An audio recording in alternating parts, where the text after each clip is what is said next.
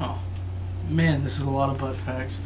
Well, as you can see, we're doing butt packs or field packs today. But let's clear up the table a little bit here. Focus on just a couple. Where it all began in the late 1950s.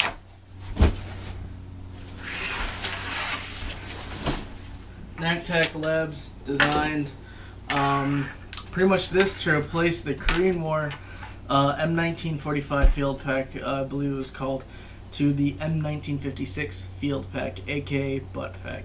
As you can see, it is very, very small. You can't really fit a whole lot in it. It's doesn't have the waterproof liner. It's got the bunny ear flaps for the closure. 2 straps in the front to close it. Then the poncho and poncho liner straps. Webbing on the sides. Eyelets to carry the older canteen covers with the M1910 hooks or bayonet, machetes, anything like that. Got a carrying handle, ID window, clips for the H suspenders, slide keepers for the belt, and then when not in use, there's a slit right here that you're supposed to put these straps into. So this is what they first had before the lightweight rucksacks and all that. Well, obviously that wasn't enough.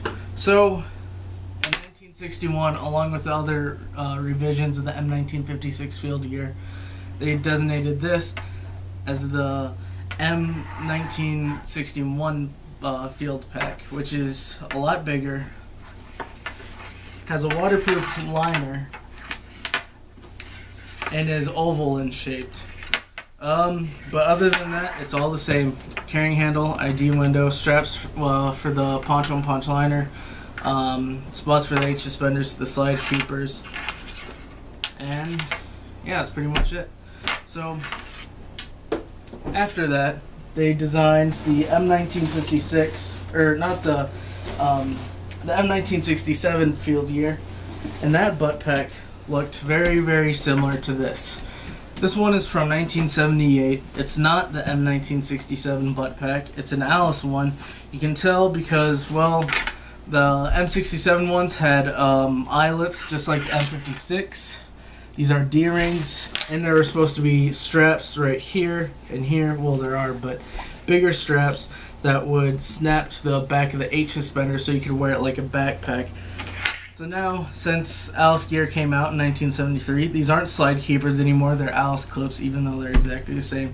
They moved the ID card holder in the back. They still kept that slit. It's got webbing on the sides and 2 eyelets so you can hang your M1910 field year, because remember, this is the 70s, so GIs were still being issued bayonets and stuff like that. You can see the US stamp fading away. Another set of eyelets. Right now, because this is normally on my M67 field year, I just have the XM28E4, or aka Grasshopper gas mask bag there. And then 2 straps. I'll show you the rubber liner. Most of these are always worn out, so it's rubberized nylon, and as you can see over the ages, the rubberization just flakes off.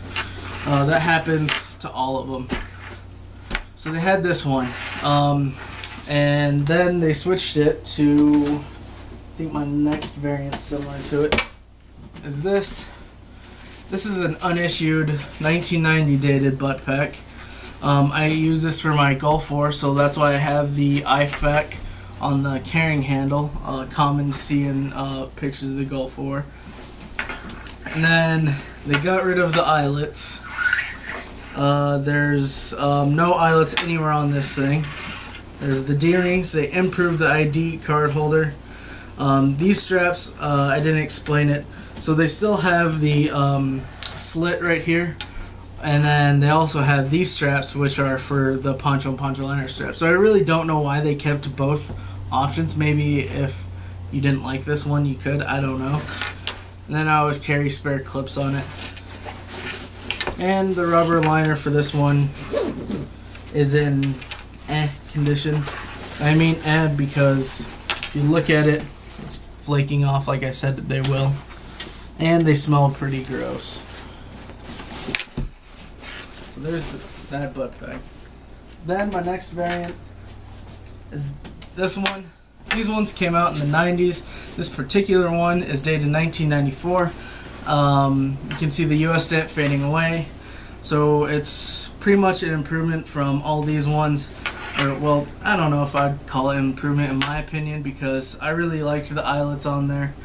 But I guess they didn't, well, since M1910 field gear really wasn't a thing in the 90s anymore, unfortunately. But it still has a webbing on the sides, on both sides. Still has the D-rings. They, again, improved this to thicker plastic. Still has the slide keepers. Unfortunately, this example has the poncho and poncho liner straps cut off, and they still have the slit. And how I said, this one was in 1994. If you look, its liner is eroded away. But I have an unissued one of these, or two unissued ones. You can see the US stamp is still there. And its stamp is still readable. Field Pack Training, 1994.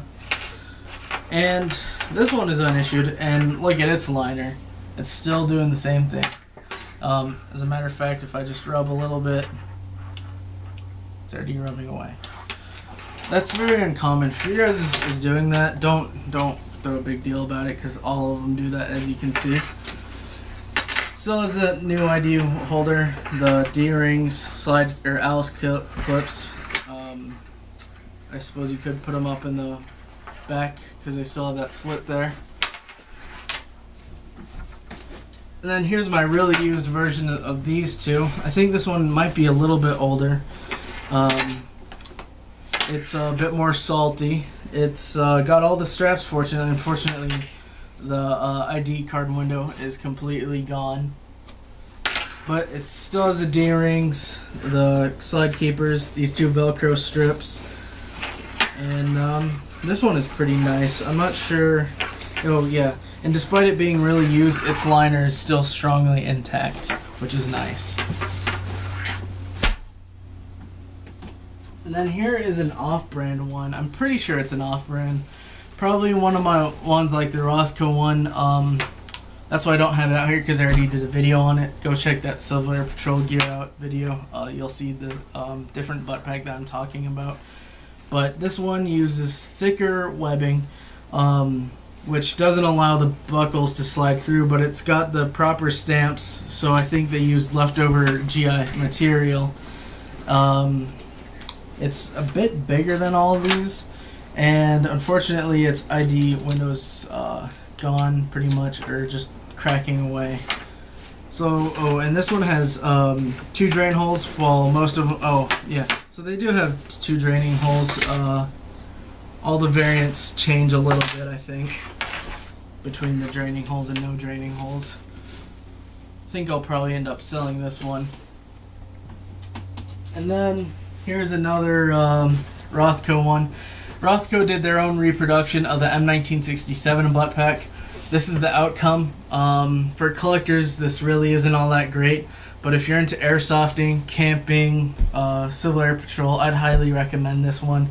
I remember at a Civil Air Patrol SAR-X, a kid had one of these, and I asked him about it, and he had it quite a while, and it stood up, which was really nice.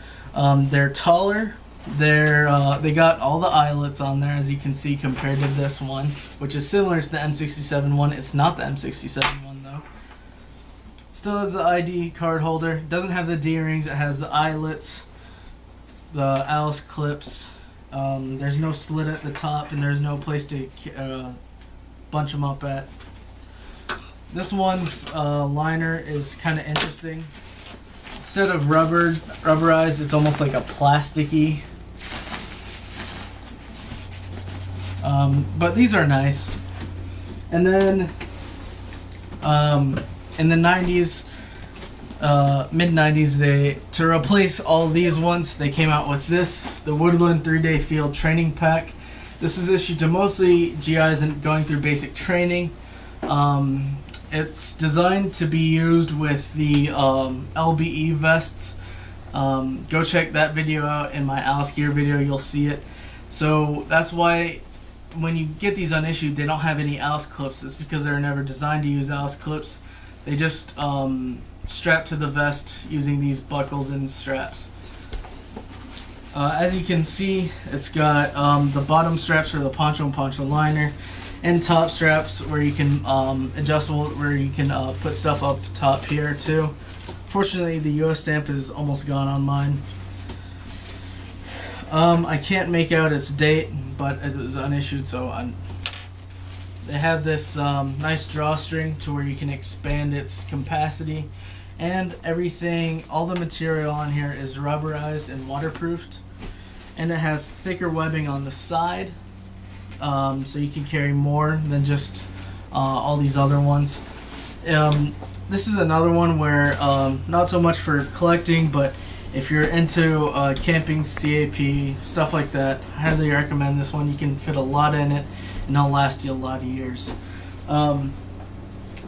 Pretty much the history of the Buttpack, like I said, was designed to replace the old M1945 Korean War field pack.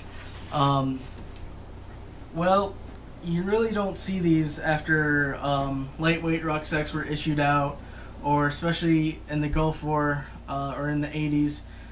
These mostly became just a basic training kind of thing, or a private purchase, or a PX or a BX buy that the soldier would buy themselves, or GI. Because these pretty much got replaced by the Alice the Alice field pack rucksacks. I mean, the medium and the large ones, depending on your mission. So that's really their main purpose. You know, people will be like, "Oh, what do you put in them?" Just your basic stuff that you'll need for the field. Rations, socks, underwear, t-shirt, maybe a thick shirt depending on if you're going to be there overnight, and then obviously your poncho and poncho liner. A lot of people put their poncho and poncho liner in their rucksacks. Your poncho and poncho liner always go on your butt pack, because you never know if you're going to need to dump your ruck, and then, you know, all your essential field gear's in that, so what do you have? Then you're screwed. Maybe pens, paper, stuff like that. Anything that you think you might need, toiletries. So yeah, that's pretty much it. The history of the butt packs. I need to mention one more thing.